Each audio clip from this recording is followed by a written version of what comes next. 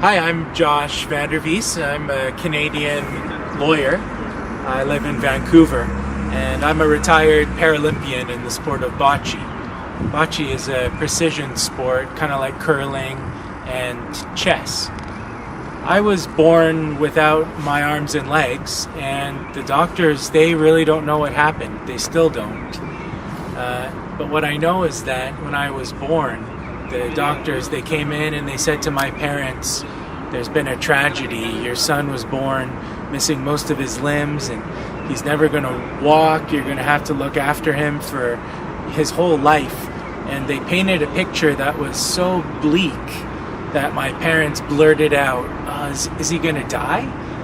And the doctor said, no, he's not going to die. And so my parents said, well, bring him in, let's meet him. And they unwrapped me from the blankets and kissed me all over, they tell me, and told me that they loved me, and they just showed me that ever since. And that gave me the confidence to achieve whatever I wanted to achieve. Anytime that I wanted to achieve something, I knew that I could just figure out how to do it.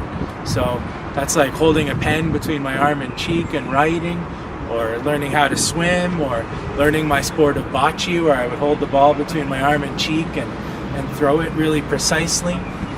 And it meant that in school, if I wanted to get a good grade, I would just figure out how to do it and work hard. And with that attitude, I just really fell in love with the idea of winning. And whenever I set a hard goal and then didn't quite achieve it, which happens to all of us, I really didn't like that feeling. And those two things just really inspired me to push things as far as I could.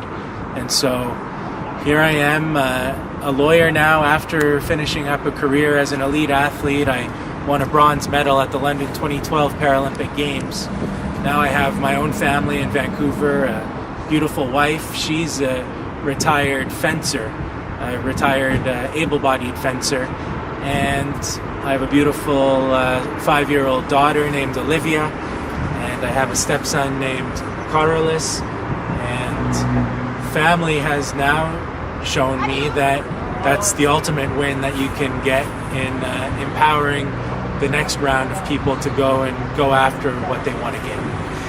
It's not really that I ever noticed that I was any different. It's more that people were reminding me that I was different. Because I remember when one of the first days of kindergarten, when I started school, we had to draw a picture of ourselves. And I drew a picture of myself with arms and legs. I didn't even see myself as not having any arms and legs. And then after that, I started seeing myself properly, and I drew myself with arms and legs. But I always saw myself as the same as everyone else. And I just knew that I had to figure out ways to do things differently than other people. How did you try to, let's say, when you use your hand to write, to do these things? How was the feeling when you tried or failed again and again? When you? Trying and failing. I mean, that's the critical way to achieve something that's really hard. And that most of the things I just knew that I could do it, and I had to figure out a way to do it, and it wasn't that difficult. But one of the most difficult things that I did was learning how to dress myself. That I wasn't able to do until I was about 13 years old. And we tried all sorts of different contraptions. My dad built me a bunch of wooden devices, but they were too big and cumbersome. And then eventually my mom and I figured out the way to just attach these straps onto my pants so I could step into them and then pull them on. And that's how I'm able to dress myself. So that was one of the more difficult things that I discovered. And everything else, the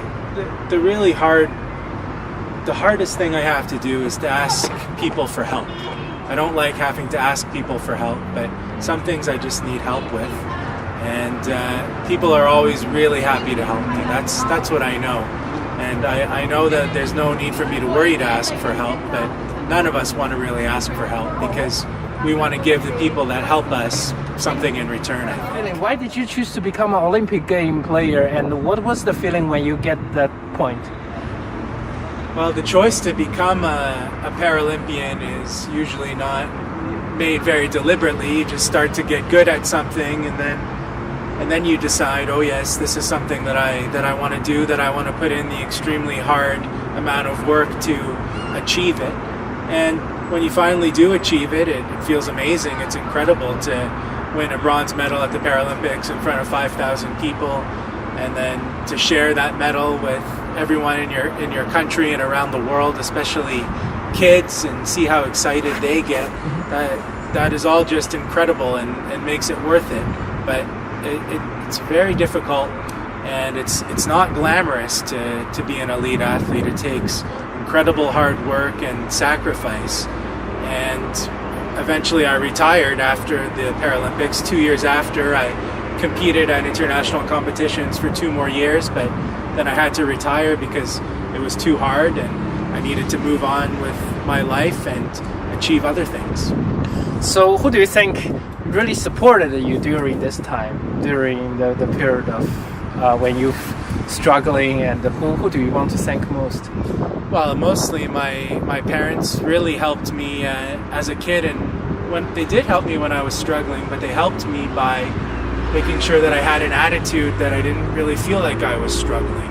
That's the best way they helped me. And then my brother has been amazing through my whole life. I have a 5-year younger brother, and my wife was just incredible during my sport career because she herself was an elite athlete, and she knows and knew what it takes to win a medal, and she supported me completely.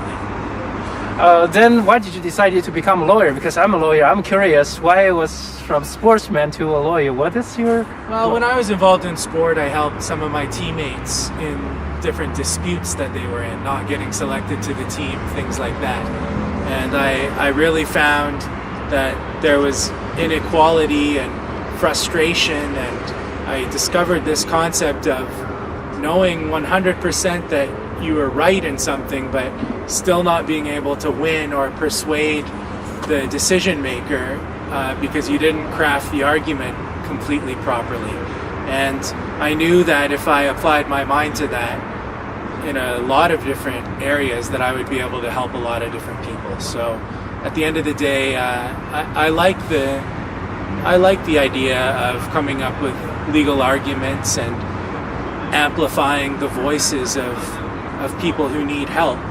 But ultimately that's what it is helping people with their victories now. Well, so I'm a not-for-profit lawyer, which means that I specialize in corporations that are not for profit. So they could go on to be registered as a charity, but mostly it means that they're trying to do good in the world. So things like advancing education, or relieving poverty, or helping with the environment, or with healthcare. Those kinds of things are social impact organizations. And what I do is I help clients who come to me with their ideas of what they want to do in the world, and then I help set up the legal infrastructure to make sure that it happens. And then I also advise the organizations that already exist on how to comply with all the different complicated laws and how to improve their operations and governance. And then I help donors who want to donate to these causes. Well, no matter what situation you're in, no matter how bleak it seems, I say just find your way through it. Find your path and make it happen, and do it in really small steps. So if you want to accomplish something, map out what it's going to take to accomplish that thing, and then make it happen.